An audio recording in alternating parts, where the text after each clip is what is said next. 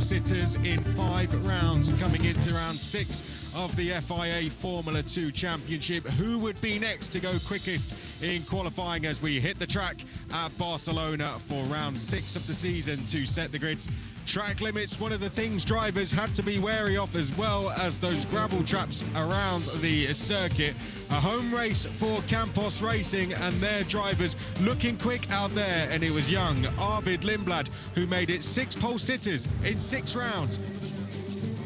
And that's where we are today, looking forward to a classic F2 sprint race around the Circuit de Barcelona, Catalunya, here in Spain.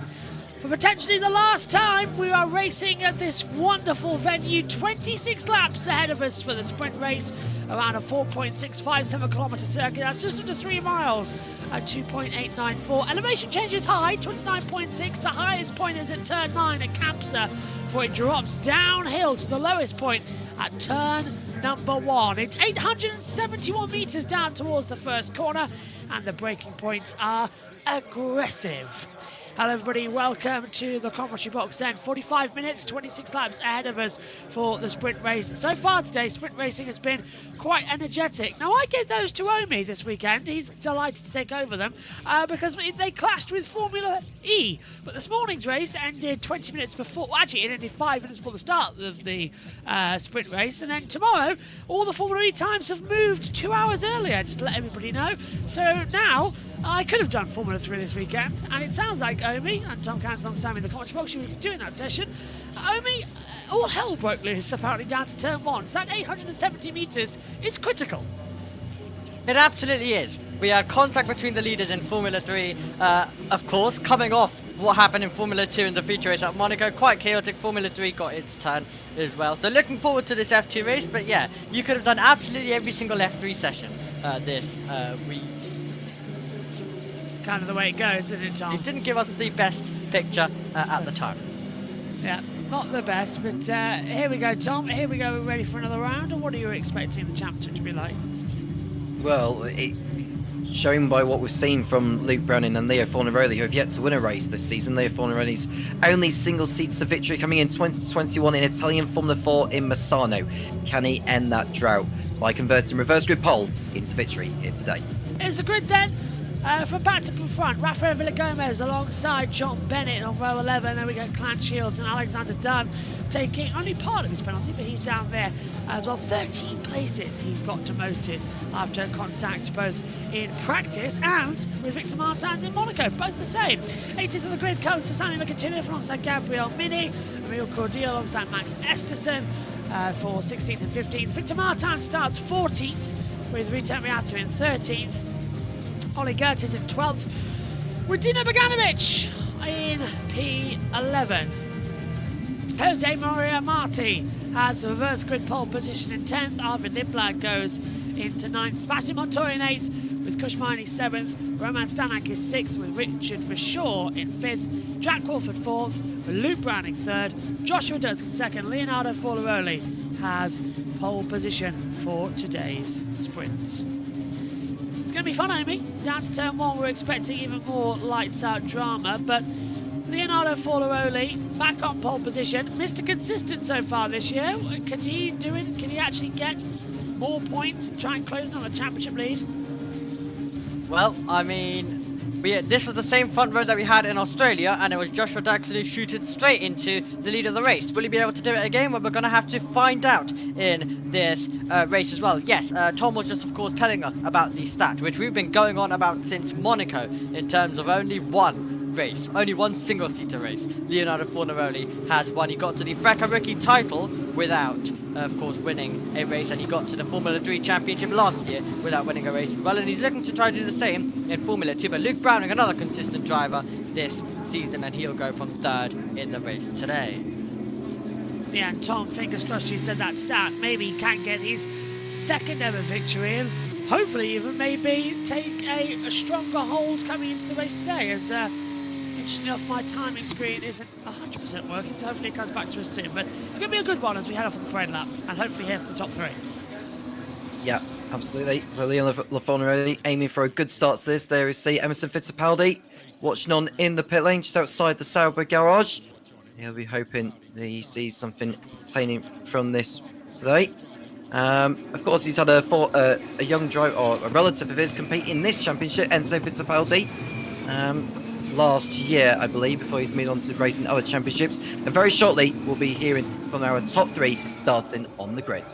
Just to confirm that the schedule has been updated, let's hear from our top 3 now. This season so far. He certainly has 5 podiums for him, but not yet a victory. Will it come today? Let's hear what he had to say after qualifying yesterday.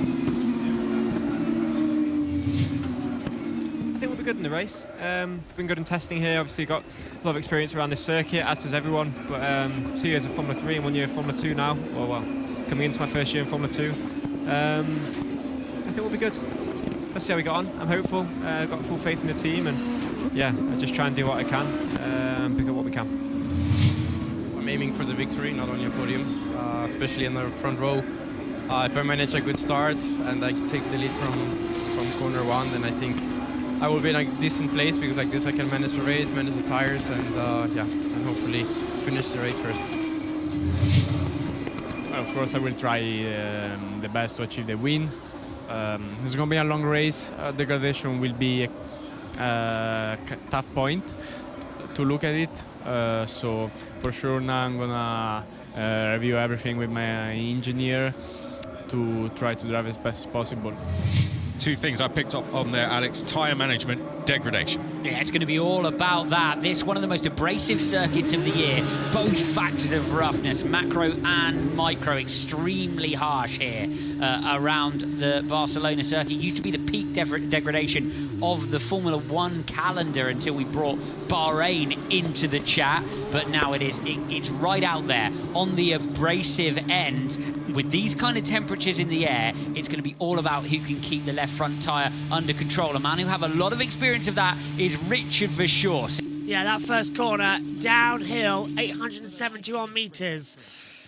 Here we go then, time to get underway for the sprint race. Green flag in the back, eyes to the lights. 1, 2, 3, 4, 5, pause, go! Paul start in the middle of the field. That's going to be down towards turn number 1. Forlaroli's botched it as well. Coming through on the inside line comes Luke Browning. Round the outside comes Jack Crawford. We're 4 wide in towards turn number 1 once more. Into the zone. Forlaroli backs out of it. Into the lead goes. Well, Joshua Dunscan's actually dropped back a couple of places as well. Terrible start from him, now down to 3rd position. But into the lead, Luke Browning, Jack Crawford 2nd, Forlaroli 3rd, with a yellow flag from the line. Probably the staller. Max Esterson is running at the back. We'll wait to see if that's him as they come into the top at turn 4. This is Repsol down towards Sayat, and cars down left, right, still Omi trying to get temperature. And it is Max Esterson who's stalled at the line. Yep, Richard Verschoor did not get off the line very well either. A lot of avoiding work from the rest of the field as we make our way to Crawford, having to defend, and we've got the Invictus wheel to wheel with Joshua Dougson, who's being forced out wide. What on earth's happening to Forlaroli? Looks like he's standing still, Tom, as it comes through. Everyone's trying to lap him, but there's no tyre traction. Yeah, it doesn't seem like he's generated enough tyre temperature into those hard compound tyres for this weekend, and you can just see Stanek under threat there from one of the Alpine Academy cars. That has to be Kushmaini looking to the outside of the Invicta. It looks like he's going to make the move stick as they go wheel to wheel. Fabulous racing, a little bit of a twitch here actually as well coming through, so not exactly what we wanted to see. Stanek holds his line though, but it's still Kushmaini gets back ahead. Alvin Lindblad coming through, and look at Rito Miata Fabulous stuff for the Japanese driver, and Limbron looks like he's fallen back. Through goes for sure, and New Holland over the line. Browning leads, Crawford, Forneroli, Durdskin, Maney, Stanak, Miata. Then it's for sure, Librad, Marty, Bogdanovich, Montoya, and down to turn 1 on the inside line. That's a bold, brave, beautiful move from Rito Miata. He gets through now on the inside of Roman Stanak, and now he sets after Joshua Durdskin. This is unstoppable, Omi. He's fantastic. This is unbelievable Formula 2 racing. Lindblad has a look around the outside of Stanek, can't do it. Miata roaring past absolutely everyone at every opportunity right now at the moment. For sure, able to recover after the slow start off the line. He still finds himself battling in 9th position. What an unbelievable start to our sprint race. Not for John Bennett, not for Max Esterson. We have Bennett in the pit lane. We have Esterson 1 lap down after stalling. And it looks like suspension damage as well coming in for John Bennett. He's out of the race. So Esterson, it still says running, but a lap down. He's got to try and catch that one back up. He did lead the pit lane. And off wide there, Victor Martins coming into Kampsa, just getting a little bit wide, losing to Goethe, and Clanshields down to 19th place.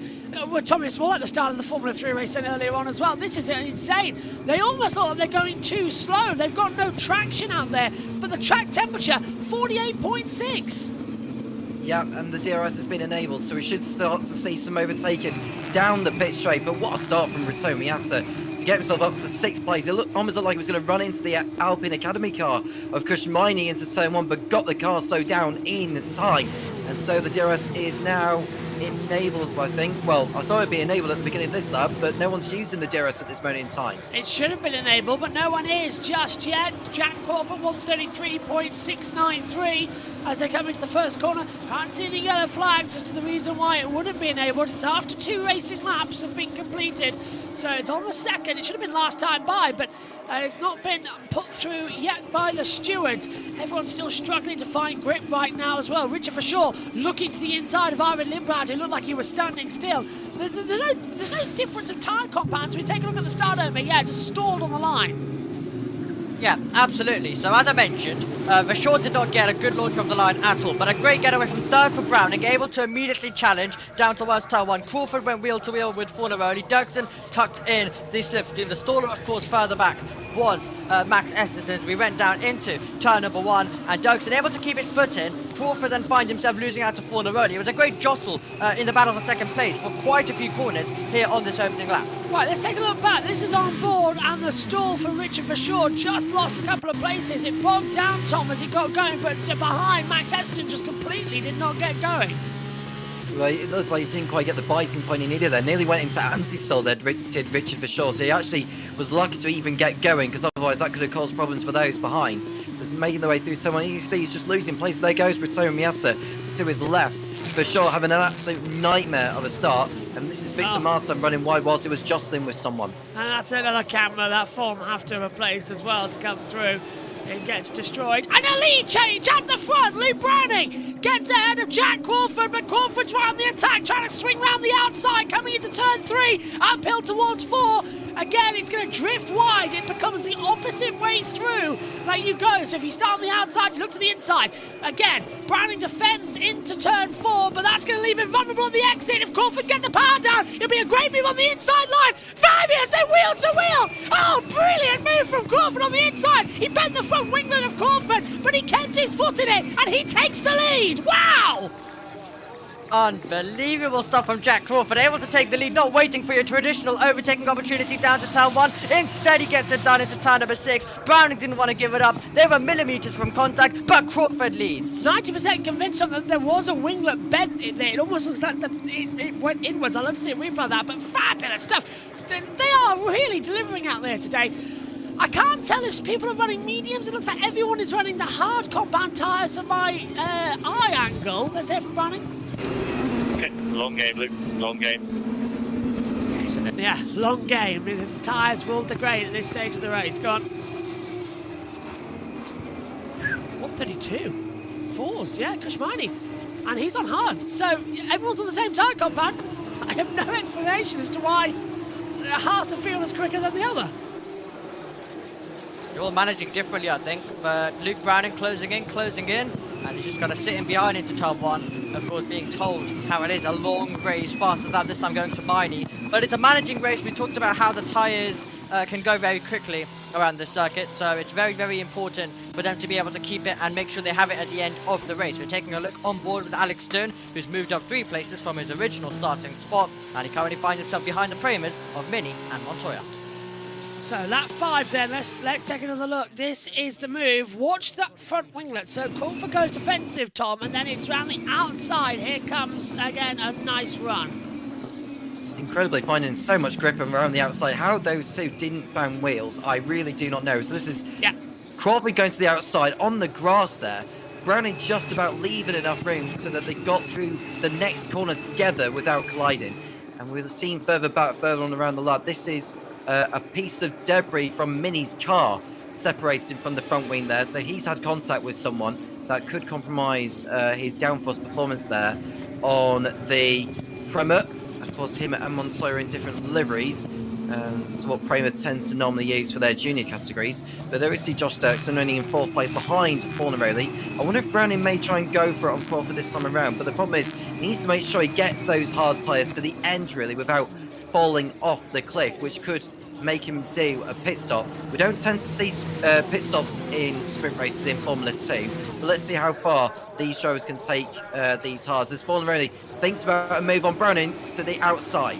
Yeah, I was feeling like he was going to go for it there. He had the DRS run. I thought he was going to go Alexander Dunn. However, might have a look on Gabriel Mini in that Prema just ahead. Oh, takes too much entry cut through one, and you can see how much time he loses as a result as well. He just catches the underfloor and just rips the car back. So, slowly, that's where you want to take it. It's only lap 6 of 26. There's an awful long way to go here in this sprint race as we continue back on the attack.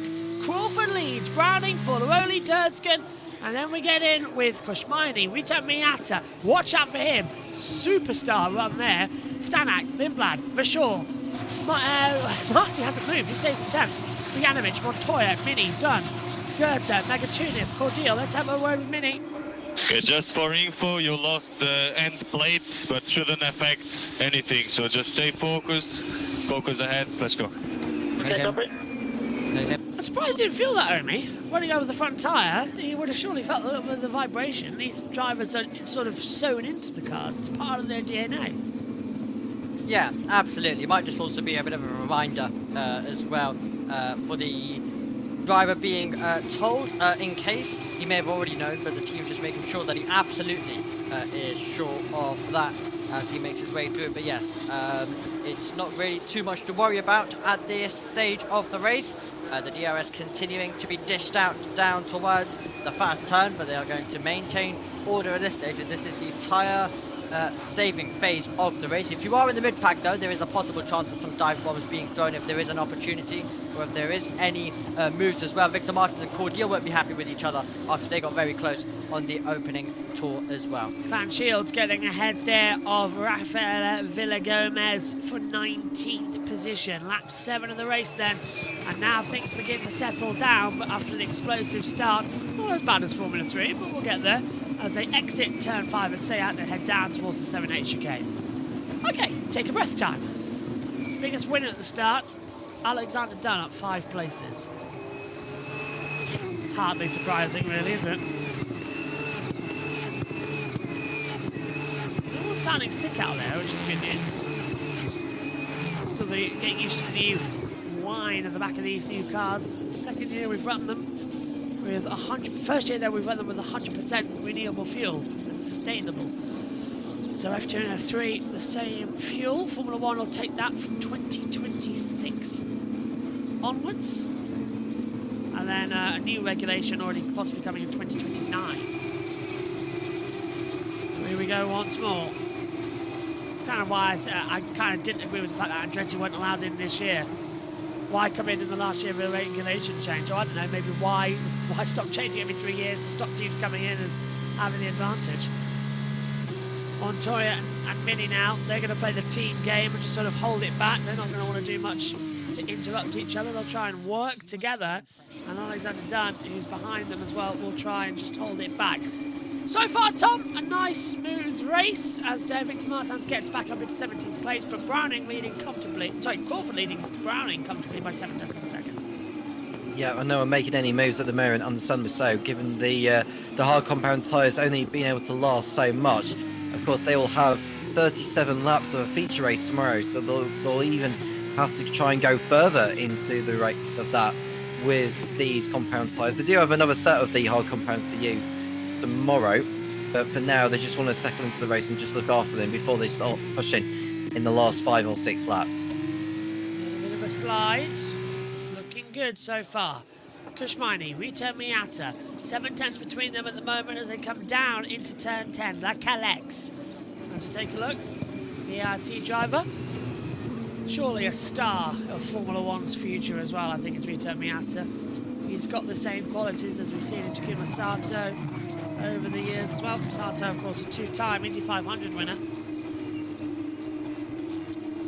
Would also classify Liam Lawson actually as well. He spent all that time in Super Formula. He's raced with Rita Miata, which I always found quite strange.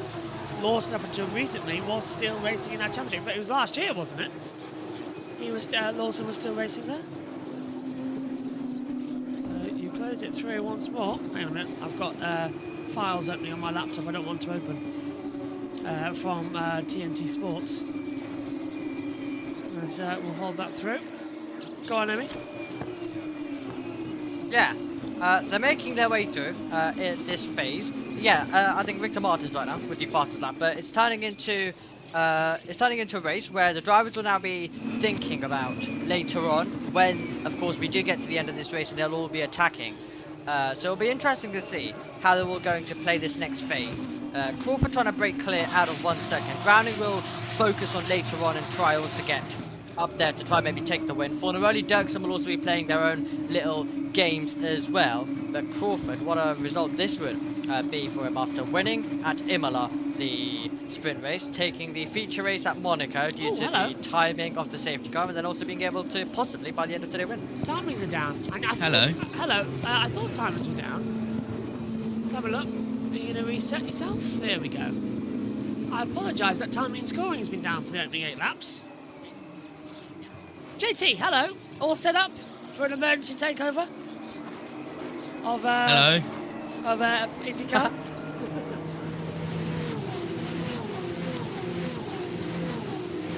Answer, come they none. Down to turn 1 then.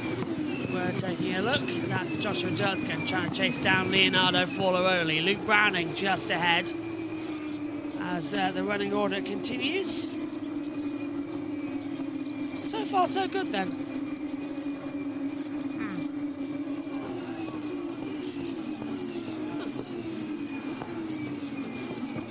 I'm just looking at the lap times, guys. They are doing similar lap times, staying the 132s. Only 5 drivers set best lap times that time by, but they're staying consistent. So they're not worse, they're not better, they're consistent. I don't think I've ever seen the F2 drivers do that. They're all playing the game. And this just shows how difficult it is to overtake at this track. Why we've gone to 3 tracks and it's so hard to overtake at in a row, I have absolutely no idea. Because it's fine. We get it out of the way. It's fine. We get it out of the way nice and early. Yeah, and then we go to Austria. We go to Silverstone. Look at all of the fun for Formula 2 there. Yeah, but then we get Canada next up. And Canada is a mix between great and bad. Sometimes it's good, sometimes it's not. Well, that's not Formula 2's baby, so that's not its problem. No, but we do have Formula 1 Academy there as well. Yeah. 3 races. And Omi gets his race back. Already decided that, obviously, because you had a call in Miami, you didn't get that, and you get your Miami race added back, so you get a Canada race in the complex. Yeah, I get to enjoy one Canada F1 Academy race, which will be quite fun, alongside F1 and Le Mans. It's going to be a lot of fun. Yeah, by the end of it, I might look like a husk, but then again, I think we've all done, I think this week, 24 hours is going to be easy with what we do nowadays. I think we just basically don't stop from Friday to Monday, so we're fine. Tomorrow isn't nice though. tomorrow, I can't work out if it's better or worse that they've condensed Formula E. That's the one thing I'm struggling with. Because now you don't get a 3-hour nap in between, which is not good. Between quali and the race. It's all condensed up. Crawford, Browning, Forlaroli, Durskin, Maney, Miata. That's how it's run so far for your top 6 points to round out, though.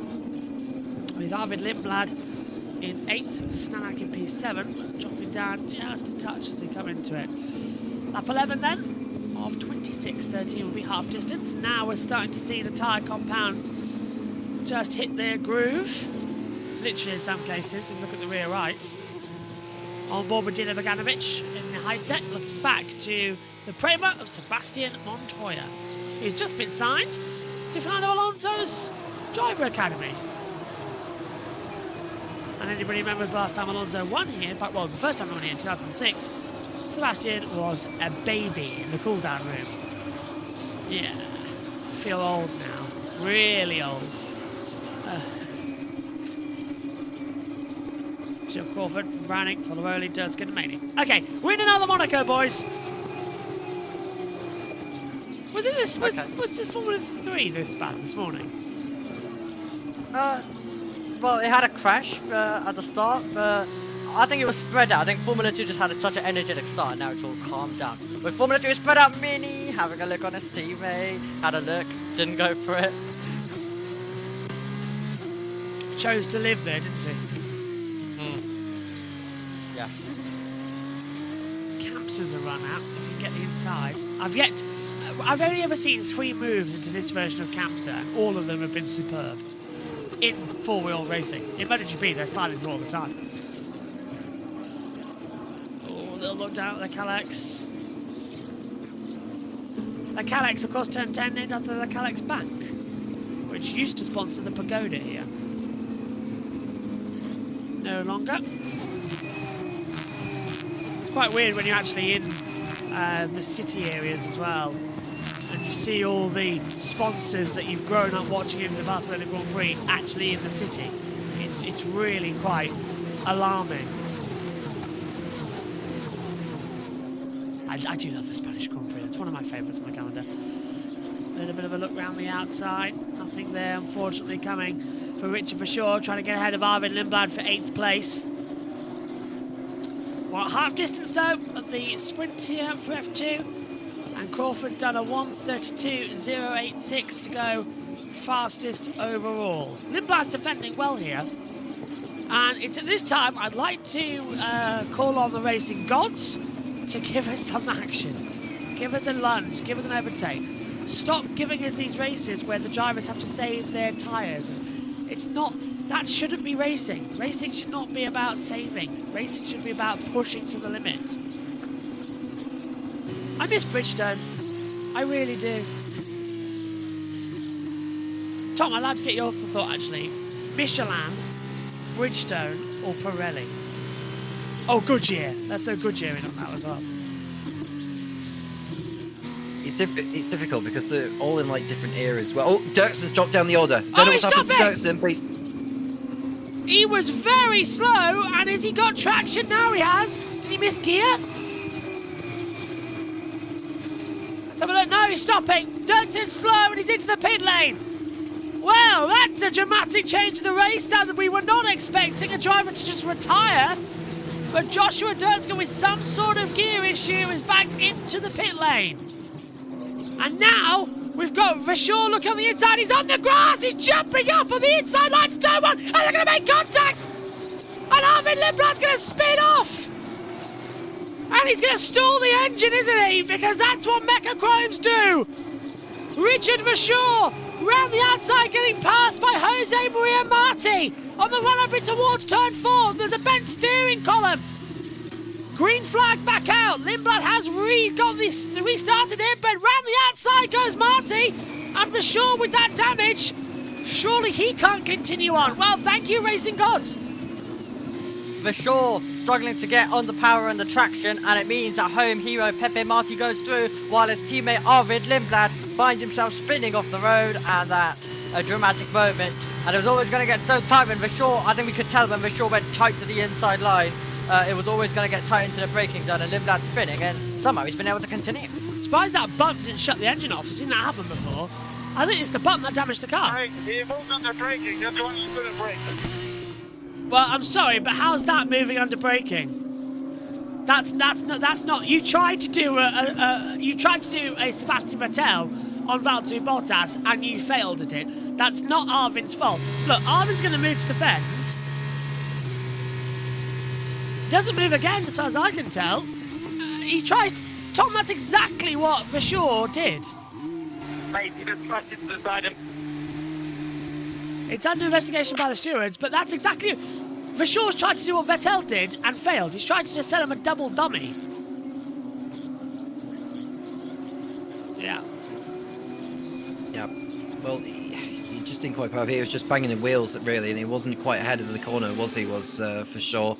Lindblad leaving enough room, and then we see Dirksen in the pit lane with the technical problem, and that's his race run, unfortunately, for the Paraguayan. For sure, still going in P8, on course for a championship point should he remain there, but the stewards are most certainly going to investigate that incident. I would say if either for sure or Lindblad is going to pick up a penalty, it's going to be for sure. Yeah, I'm with you on that. Lindblad didn't move under braking. That's exactly the move we saw Vettel do on Bottas all those years ago, and it was clever then because he sold him a double dummy and Bottas opened up the door and Vettel slipped it through, but Lindblad was wise to what Richard Vishal was trying to do and continued to block the inside line. I know Sean saying, yeah, you're not Sebastian Vettel, lad, and that was on you, Richard. Yeah. So Vishal backs out of it, and he's still on the back of Jose Maria Martin by 0.7 of a second, but I would not be surprised if that penalty comes up shortly. Has to, really. As I'm about to take my shoe off because I've got a stone in it. As the action continues on. Montoya closing in as well now on the back of Bogdanovic. Now this is now effectively the last points playing position because Vishal's going to get that penalty. Has to get that penalty. Yep. I hope it comes in now, so we get to completely know, because I mean there has been some weird decisions from the stewards in the past, so it would be nice to completely be clear on what's going to happen. And well, there was a lot of disagreement, of course, in Monaco when it came to the Oli Goethe Raskas one as well. So there was a complete argument on that at the same time, but it's 0.7 of a second between our top two as they make their way through. But Browning, whatever he decides to go for, I think it could be definitely some great battling between these two for the win. So it's a race with a action-packed start, a bit of a long lull in the middle, and then a great ending. I think it's definitely going to be one of those type of races where it just all comes alive at the end. Yeah, it's shaping up that way, and I think that's what we deserve. And the racing gods, if you can give me the lottery numbers, I promise to do good. Buying all the team lip mics. There we go. It's what we wondered. Yeah. Browning thinks that Crawford's trying to struggle. In fact, the one person in this entire commentary box who sees lip mics on a regular basis is Tom. And I'm jealous among the ever belief about that fact. Next time we're at Donington, I might just go into ITV and say, can I borrow one? They were very helpful with the passwords, to be fair. I don't mind, they need to... Oh, I've taken my muffler off. There we go. Lap 17 of 26. Crawford leads, Browning for sure. Browning for Rowley. Mainly Miata, Stanak, Martans. Where is he? 4.15s. I was expecting more for Victor Martins in this running order.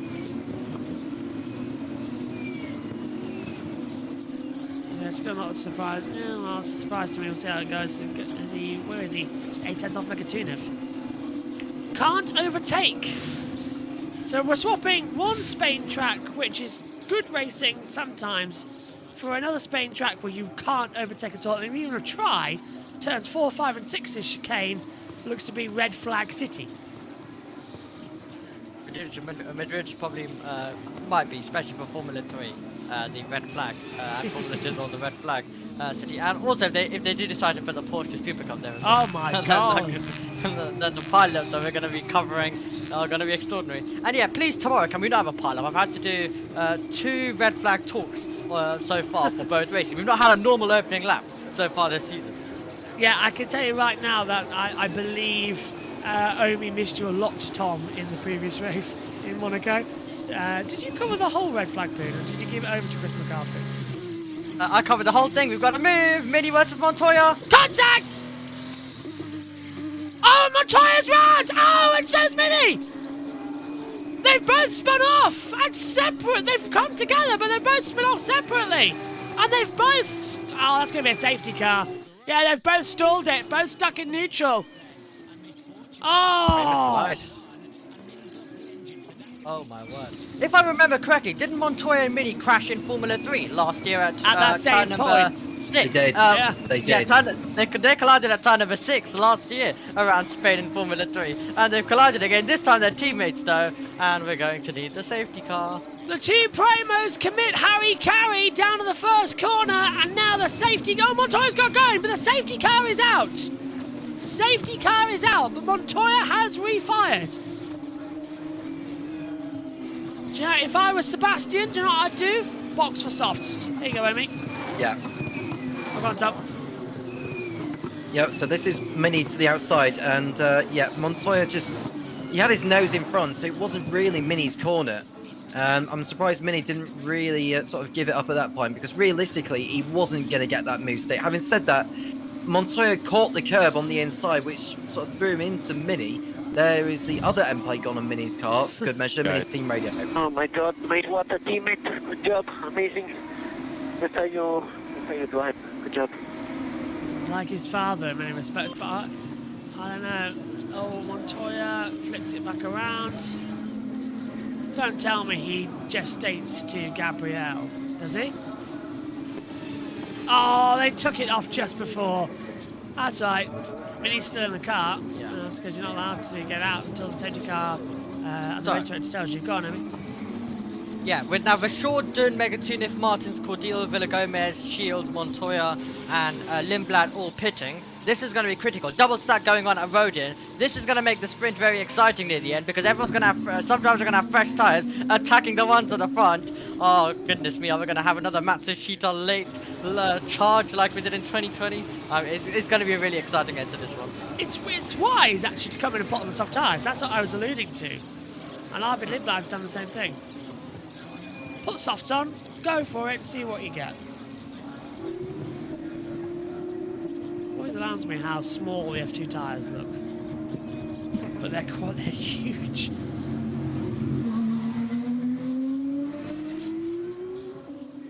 So, over the line. Okay, so, safety car's out then. Mini is officially out anyway because the side pod is damaged. He won't be allowed to continue under the technical regulations. Still not out of the car, which bizarres me.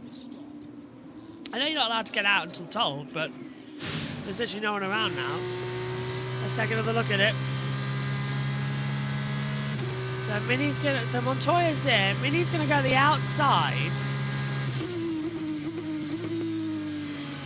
Yeah, I don't know why he didn't back out of that. I'm with you, Tom, on that. An outside manoeuvre into one does not work. That's Gabrielle's fault in my book. Yeah. It's just trying to force the issue, really.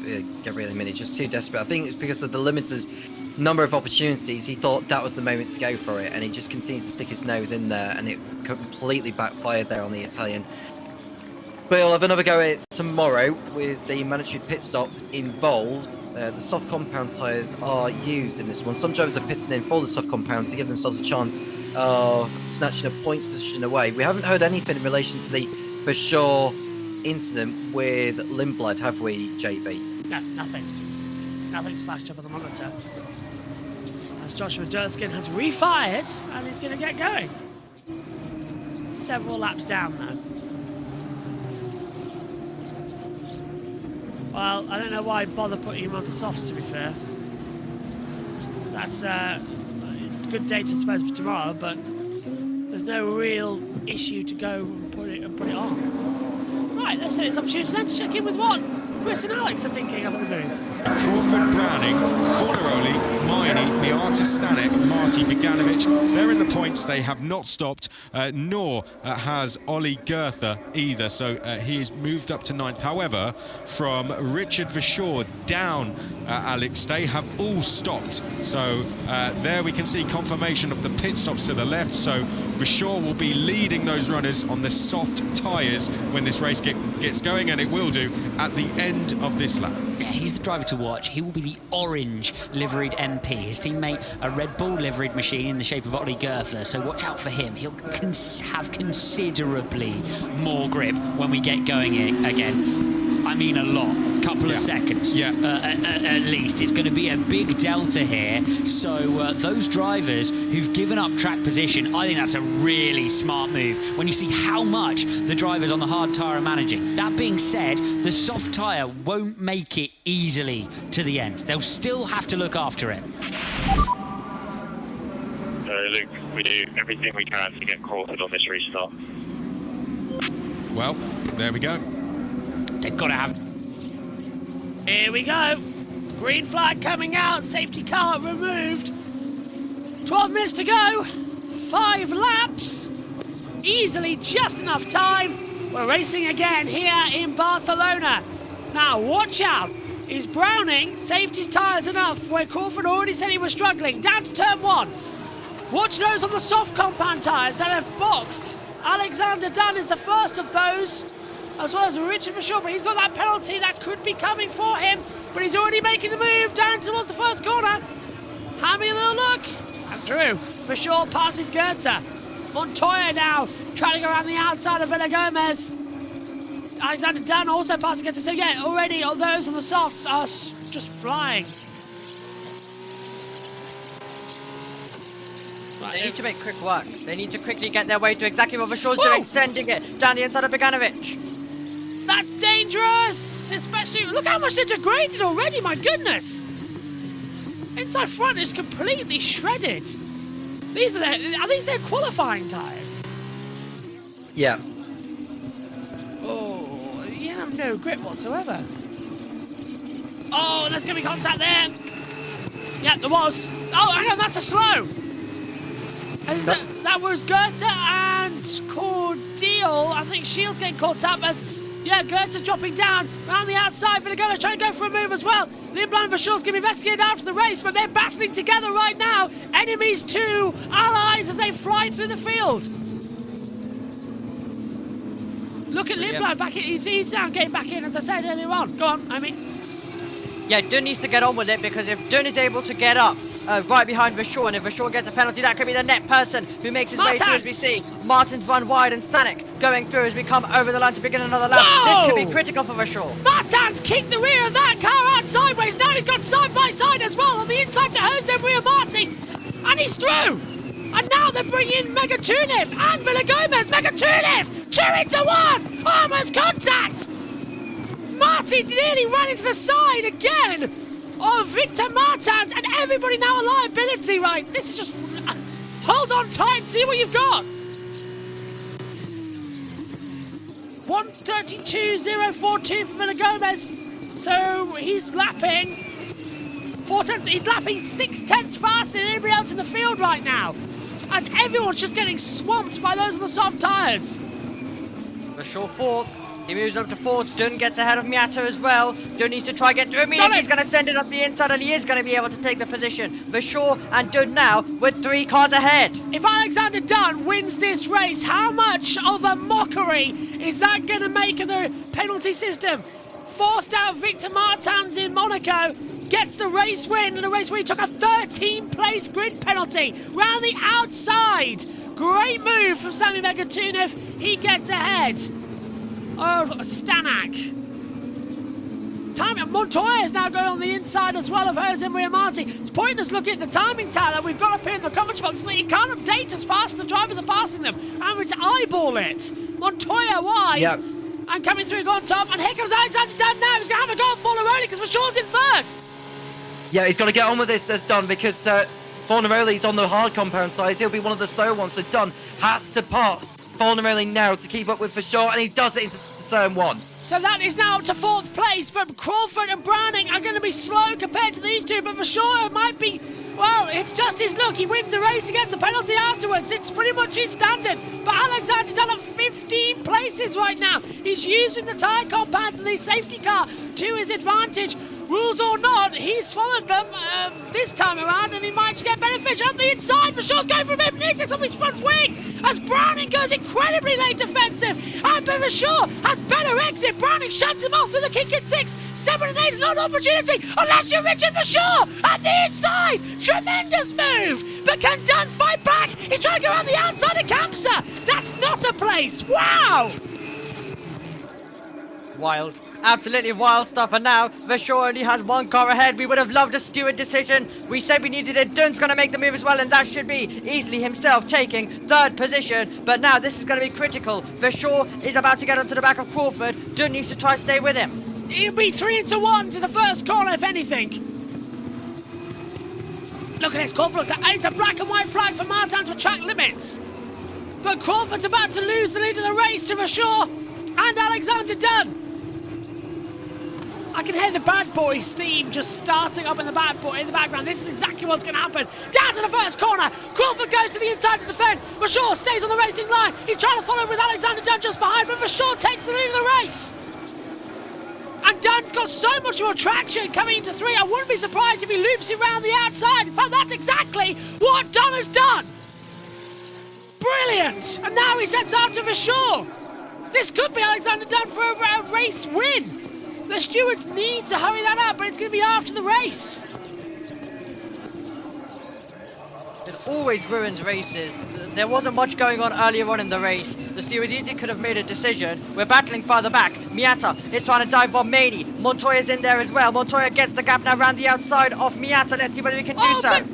But look, we've already had Maney who was standing still in those hard tyres. Montoya is effectively on a different. He's got running shoes on. He's on the inside and he's through, but he's causing contact. Miata right in the mix for 3 wide into Kamsa. Miata trying to come the inside, but he went out the traction to get back 3. Makatuna for Maney now doing battle, and Maney's dropped back 3 places. Lindblad and Martins go through. It's impossible to keep up with this race. Danak's trying to dive bomb the inside line of mine. Well, yeah, he's on Cordial and Miney. Cordial's on the outside line and loses out traction, but Cordial's got the inside coming in, and he's taking him. He's forced down out wide. Meantime, Martins gets ahead of Rito Miata, and he's having to defend from Sami Megatunev and Arvin Lindblad. Megatunev goes wide. Lindblad tries to come back on the inside of the penultimate corner, and look at Dunn. He's closing in on Vershaw. He's not letting it go. It's all out war. And there we go again. That's Philip Gomez getting ahead of Browning and Crawford. And there he goes Cordial and Miata getting past as well, along with Victor Martins. And Megatunev going through. Oh, it's all confusing at the front. Wow. For sure, though, 129, 625, fast lap, but Dunn is closing, 130.095, 4 tenths slower, but he's quick. Yeah, he'll want to do it on the circuit. Will Alex Dunn? He'll surely want to try get by, just in case Vershaw doesn't get the penalty as well. So it's going to be interesting to see whether he's able to make this move on the circuit. He'll want to say that he did it on the road as well. Let's see whether he can do anything at this stage as we make our way to the gap. 7 tenths. He'll want to close that in a little bit more to have a chance. Down the start-finish straight. He's sliding all over the place. Is Alex Dunn. Stanak's dropped 3 places as well, Tom, but I think Dunn he's got to be one lap wonder. Is it turn 1? You go for a move. Well, we're just watching Villagomez see if he can make a move on Crawford into turn 10. Doesn't quite do it there. So could Rafael Villagomez be on course for his first podium in FIA Formula 2? We want to see whether Dunn can get past of a shot, but there goes Villagomez to the outside of Crawford into turn 12, and this move is going to be done for the Mexican. Villagomez is past. 1 lap remaining. Will it be Vershaw, or will it be Dunn taking victory once again in this championship? Dunn's got the fastest lap of the race, a 129.506. He's closing down on Vershaw towards turn number 1. He can't look on the inside. Look at this. It would put Alexander Dunn to the lead of the championship by 2 points. A penalty of 13 grid places. It doesn't seem to bother him so much as on the inside. Crawford versus Forlaroli. This is actually a battle between hard compound tyre, and these two battling has allowed Sebastian Montoya to sweep round the outside of Forlaroli, and in the same breath, in the same corner, have a go at getting through on Crawford, who just opens up the wheel and stops him. But Montoya looking on the inside line at turn 4, can't find through. Well, come on, Sebastian, what your dad taught you. Outside line, different run, on the inside, that's the Montoya move. Sebastian Montoya impressing me just like his father did all those years ago in his BMW days. Verschoor leads by half a second as they head down the back straight towards turn 10. Now this is an opportunity for an overtake, but I think it's too far back. Richard Verschoor, I think, has got this race win, but he will win it with a penalty looming over his head. Here comes Alexander Dunn, 2 corners left. He put pedal to the floor. He started 19th. He's going to finish in second. He wants it to be the win, but either way, the 2 bad boys in the race are going to be 1 and 2. Richard Verschoor will cross the line to take victory in the sprint race, racing under provision of a penalty. And Alexander Dunn, who caused all that problems in Monaco 6 days ago, who got a 13th place grid penalty, finishes second with a provisional victory if a penalty goes Verschoor's way. But it's the first ever podium in Formula 2 for Rafael Villagomez. Crawford in 4th, Montoya 5th, Martens Browning and Forlaroli the last point, Lindblad, Megantunev, Cordial, Clanshields, Miata, Marty, Paganovic, Maney, Stanek, Goethe, Estersen, Dursken. Wow! Brilliant Formula 2 action, and it belongs to Verschoor once again, and Villagomez finally getting that podium, and that is deserved. But it's our race winner, Verschoor. I love it! Yes! Yes, guys! Oh, amazing. Well, that's everything, but we managed. Of course, not give it to the car, but this was a good one, mate. Thanks a lot. Thanks to you. Bravo, Richard. A shoot from the hip call. When they had so little. Yeah, not bad at all. I don't know if JT's in the court with us. No, he's not. So, what do you make of that race, Tom?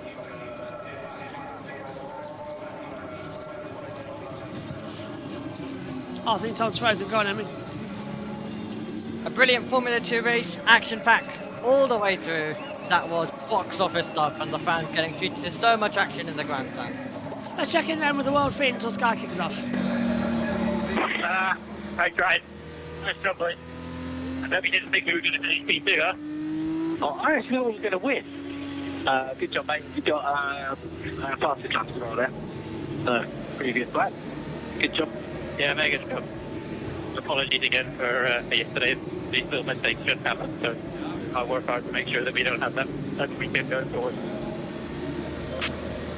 He almost sounded disappointed, but redemption for Alex Dunn, who charges through from 19th all the way to P2. John Bennett, I don't think, can quite believe what he's witnessed. His teammate Rafael Villagomez getting his first podium and a first for Mexico. Well done to Villagomez. The fans, they were treated to a cracking race there. Nice for the job on the start. P3. Vamos! Didn't expect that today. Ramos indeed. Up to the podium. From 22nd to 3rd. Well, when it's a little bit slow burn in the middle, and then we say hang on for the end, we mean it. In Formula 2, that was a phenomenal race to the flag. Really happy for Rich Verschoor, demonstrated his experience today. Happy for Alex Dunn as well, who's had a turbulent couple of weeks, both in and out of the car. And for him, I think this result will draw a line under that phase of the season, and he can progress on, demonstrating the brilliant pace that we've seen from him throughout the year so far. Richard Verschoor, understandably delighted. And he said he loved that, we loved that, Richard Verschoor. Congratulations. That a win I think he will be telling people about for a very, very long time. He'll enjoy watching that one back. Well done, Alex Dunn, who has a moment there with his father, Noel. A hugely impressive drive from 19th all the way to 2nd place. And gambled on those tyres and came through to finish second place and take the lead of the championship. Didn't expect to be calling Alex Dunn a championship leader. He's 4 points clear of Luke Browning, and Rafael Villagomez started dead last and comes through to finish P3 on a day that Van Amersfoort Racing are going to remember for a long time after they took a 1-2 finish in Formula 3 earlier. They now have 3 podiums in one day across 3 classes.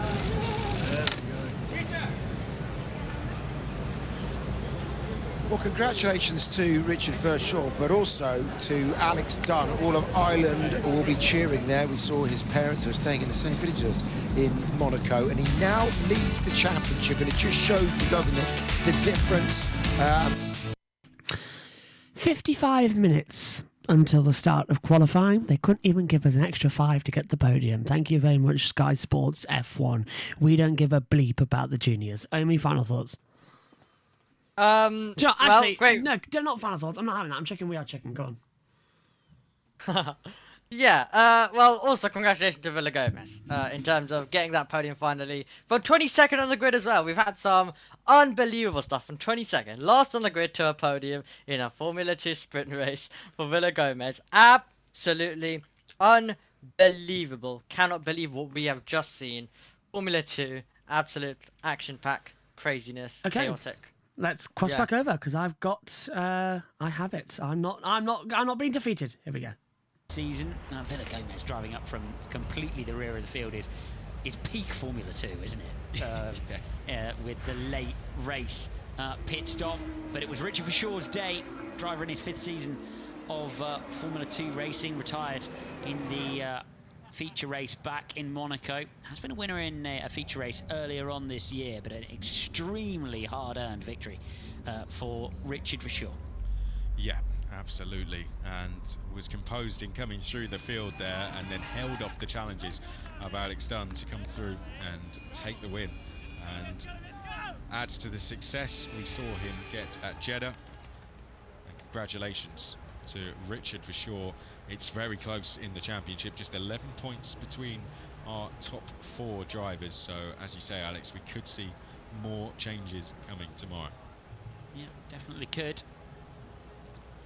Drivers will regroup, figure out everything that they possibly can from that sprint race to give them the best possible opportunity to understand the cars for tomorrow.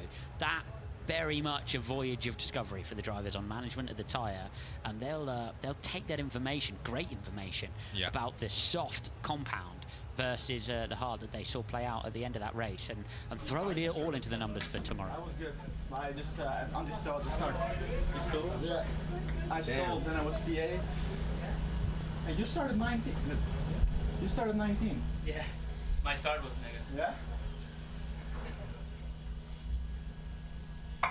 Got out late. After the last few weekends, I just took it a bit. Really? Yeah.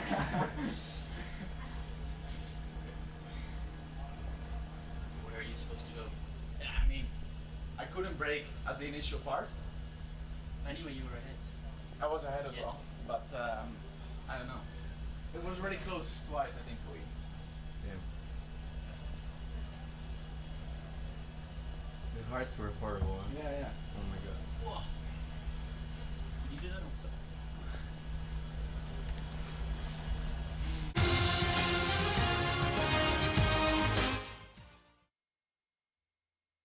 They sent it away. They've sent it away. My goodness, that's a surprise.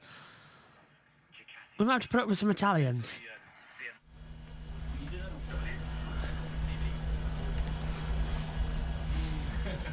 Same one, you copied me. Yeah. We've got the German commentary now for our German I was colleagues. just like, I need to get past as soon as I can, so I can get a gap on you. But every time I pass, you pass as well. I was afraid that the results were gonna drop like massively. Yeah, me too. Ooh, the gap was big. Yeah. How much was it? 500 foot. Gibt's die Glückwünsche von nicht nur von Bruno Michel, sondern die führen auch noch mit dazu. sind sie alle mit vereint. Auch natürlich der Ingenieur I'm not even going to try von to translate. Richard Verschoor. Einer mit ganz, ganz viel Erfahrung. It's what we have to put up with. If you're a German native speaker, Daniele enjoy. Rossi, früher auch mal bei Prema mit Ingenieur gewesen, aber bei MP wächst er richtig auf und ist derjenige, der That's nicht nur Rafael heute Richard Villagomez finishing in Verschoor auch third mit position as well. Alexander auf Dunn den Topstep in gebracht hat, sondern P2 and the top step Filipe for Drugovic auch Victor zur Martans. Meisterschaft. Und er genießt den Moment, aber genauso Alex dann. He's going to enjoy the Mega moment. Start, hat er Alex gesagt, hat er John gehabt. Und might ansonsten hat es auch have gut the race funktioniert. Und afterwards. jetzt funktioniert hoffentlich die Hymne. My German's rusty. So ist es. Und die ist zu Ehren des Siegers.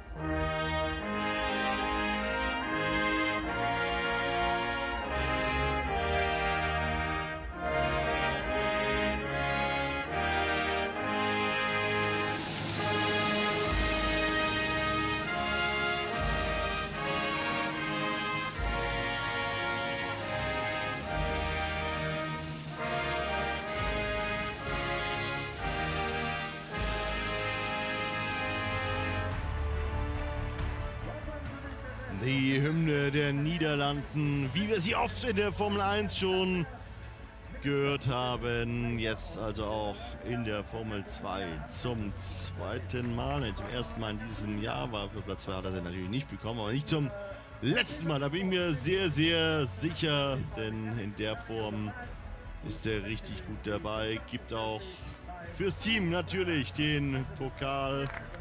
Well, thanks for bringing you the podium ceremony with German commentary for a change.